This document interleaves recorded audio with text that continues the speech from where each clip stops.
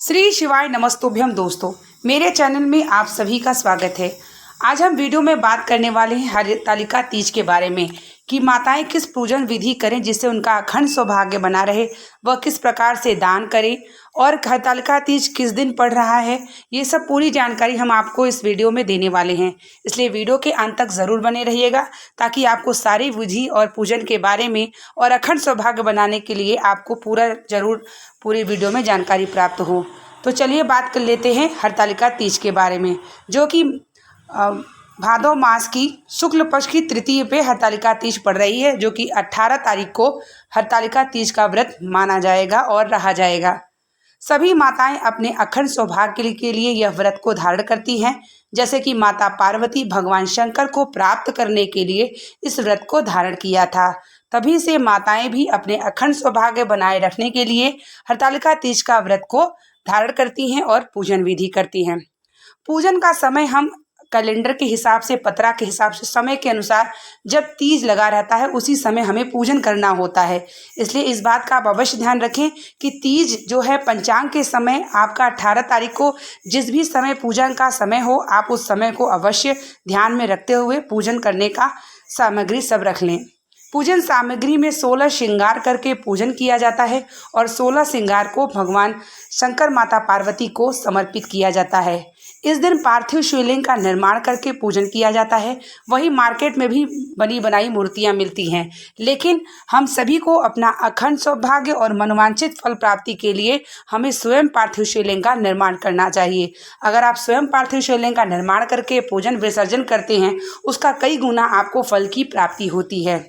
जब भी माताएं पूजन करने बैठती हैं, वह 16 श्रृंगार करती हैं और 16 श्रृंगार को समर्पित करती हैं। जब हम श्रृंगार को समर्पित करते हैं तो दान का भी बहुत महत्व होता है। अगले दिन आपको सारा दान कैसे करना चाहिए, जब भी आप दान करें, जो भी 16 श्रृंगार जो भी आप समर्पित करते हैं, सबसे पहले आप ये जान लें कि पूरा हमें जोड़े में चढ़ाना चाहिए। जैसे कि साड़ी चढ़ा रहे हैं तो पेटीकोट होना चाहिए, ब्लाउज होना चाहिए और पूरे श्रृंगार का सामान के साथ बिछिया अवश्य होना चाहिए। इस प्रकार से आपको श्रृंगार का सामान चढ़ाना चाहिए। ये नहीं कि आपने सिर्फ पेटीकोट का कपड़ा चढ़ा दिया या ब्लाउज का। जब भी हम कोई चीज़ जोड़े में चढ़ाना चाहिए, कभी भी हमें उसे सिंगल या अकेले समर्पित नहीं करना चाहिए। जब आप पूजन करने के अगले दिन बाद जब आप किसी ब्राह्मणी को दान करें तो इस बात का अवश्य ध्यान रखिए कि आप बांस की डेलिया में सारा साड़ी, जो भी श्रृंगार का सामान है, पैसे हैं, जो भी अन्न है, थोड़ा बहुत अन्न भी आपको रखना चाहिए दान के लिए अगले दिन, और सब कुछ आपका बास्केट के डलिए में होना चाहिए। इसलिए मैं आपको बोल रही हूँ अंत तक वीडियो में बने रहिएगा ताकि हम शिव महापुराण के कथा के अनुसार आपको पूरा पूजन विधि के बारे में बताने वाले हैं। तो आपको यह लकड़ी का जो डेलिया होता है मार्केट में मिलता है, उस डेलिए में सारा सामान को रख के आपको ब्राह्मणी को अपने आंचल में रखते हुए देना होगा। ऐसा करने से आपका अखंड सौभाग्य बना रहता है। जैसे बांस होता है जो कभी समाप्त नहीं होता, उसी प्रकार बांस के डलिया में रखा हुआ श्रृंगार अगर आप देते हैं तो आपका अखंड सौभाग्य बना रहता है। तो यह बात का आप अवश्य ध्यान रखें। दूसरा कि जब आप पूजन करने बैठते हैं तो फुलेरा अवश्य बनाएं। फुलेरा बनाने की विधि इस प्रकार है कि एक डेलिया लेके आपको गिनती के 5 माला, जैसे वीडियो में आप देख रहे हैं, ऐसे 5 माला, और उसमें आम के पत्ते को भी रखना होगा। केले का मंडप बनाना होगा, नीचे चौकी रखनी होगी और उस पर पार्थिव शिवलिंग रखना होगा। पार्थिव शिवलिंग आपको इस प्रकार रखना होगा जैसे कि आपका ये जो फुलेरा है उसके नीचे आपका पार्थिव शिवलिंग आना चाहिए। पूजन के पहले आप सब सामग्री रख लें, जैसे कि पंचामृत रख लें, अष्टगंध रख लें, जनेऊ रख लें, चंदन रख लें, भस्म रख लें। भगवान शिव को जो भी प्रिय चीज़ है वह सब रखें। श्रृंगार करने के बाद आप जब पूजन पे बैठे तो अपने सर का पल्ला और आसन अवश्य रखें। पूजन करते समय आप भगवान शिव और माँ पार्वती का अवश्य ध्यान रखें। पूजन करने से पहले अपने मेन द्वार पर दिया अवश्य जला लें। दिया जलाते समय भगवान शिव का स्मरण करें कि हरतालिका तीज का व्रत है और आप मेरे घर में आएँ और हमारे पूजन को स्वीकार करें। इस प्रकार से अपने मेन द्वार पे सबसे पहले आपको दिया जला लेना होगा। उसके बाद आपको पूजन के लिए बैठना होगा। पूजन में आपको फल, मिष्ठान, अष्टगंध, जितनी भी पूजन की सामग्री होती है वह सब आपको रखना होगा। वहीं अगर आपकी कोई विशेष मनोकामना है तो 7 प्रकार की पत्ती आप एक दिन पहले या सुबह अवश्य रख लें, जैसे कि आम की पत्ती, अशोक की पत्ती, बेल पत्र, समी पत्र, जो भी पत्ती आपको मिल जाए वह 7 प्रकार की पत्ती का चढ़ाना इस दिन आपकी जो भी मनोकामना होती है वह पूर्ण हो जाती है। मान लीजिए आप फुलेरा नहीं बना पा रही हैं तो जिस स्थान पे फुलेरा बने आप उसी स्थान पे जाके माताओं के साथ पूजन करें, कथा सुनें। अगर आपके घर में फुलेरा बन जाता है तो बहुत ही शुभ है, क्योंकि कहा जाता है कि हरतालिका तीज के दिन अगर आप फुलेरे का दर्शन भी कर लेते हैं तो आपकी सारी मनोकामना 1 वर्ष के दिन पूर्ण होती है। कोई भी विधि जो मैं आपको बता रही हूँ, यशो महापुराण की कथा श्रवण करके पूज्य गुरु जी की पूरी विधि के बारे में आपको बता रही हूँ।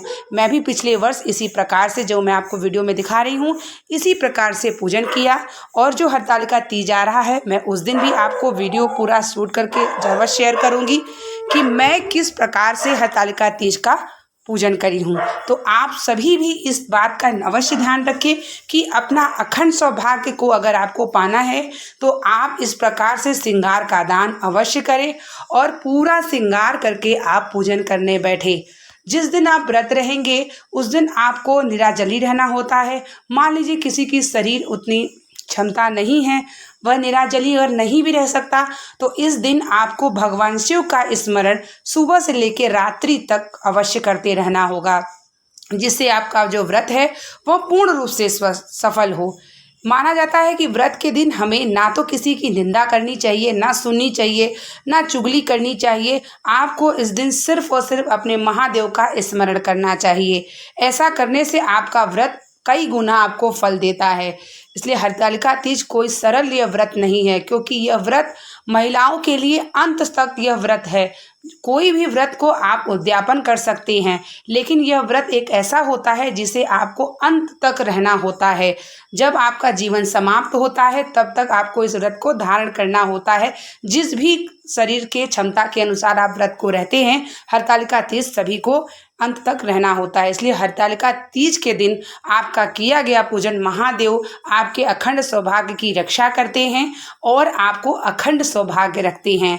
तो ऐसे में आप सभी हर प्रकार के भगवान शिव को प्रसन्न करने के लिए, जैसे माता पार्वती ने प्रसन्न करने के लिए हर प्रकार की उनके जो प्रसन्न होने की जो भी चीज़ें वस्तुएं समर्पित की और अपनी कठिन परिश्रम कठिन तपस्या से उन्हें प्रसन्न करी, तो हम माताओं का भी फर्ज होता है कि अपने अखंड सौभाग्य और अपने घर की सुख समृद्धि के लिए भगवान शिव को जितने भी चीज़ें प्रसन्नता से होती हैं उन्हें हम अवश्य समर्पित करें।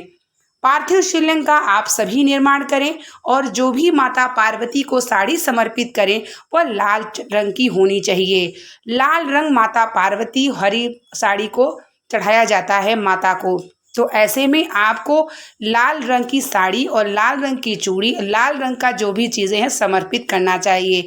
आपको काला, नीला या अन्य कलर बिल्कुल नहीं समर्पित करना चाहिए। जो भी आप साड़ी या वस्त्र लें, लाल, पीला या हरा, 3 चीज़ों में 3 कलर से अन्य कलर आप बिल्कुल ना लें।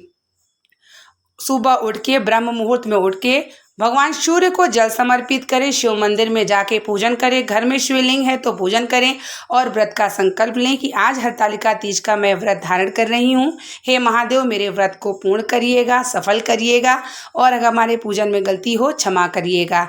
बहुत सारी माताएं इस रात्रि सोती भी नहीं, बहनें माताएं जो भी हैं वह इकट्ठा होकर शिव मंदिर में भजन कीर्तन करती हैं, क्योंकि हरतालिका तीज में शयन करने का कहीं भी नहीं लिखा है।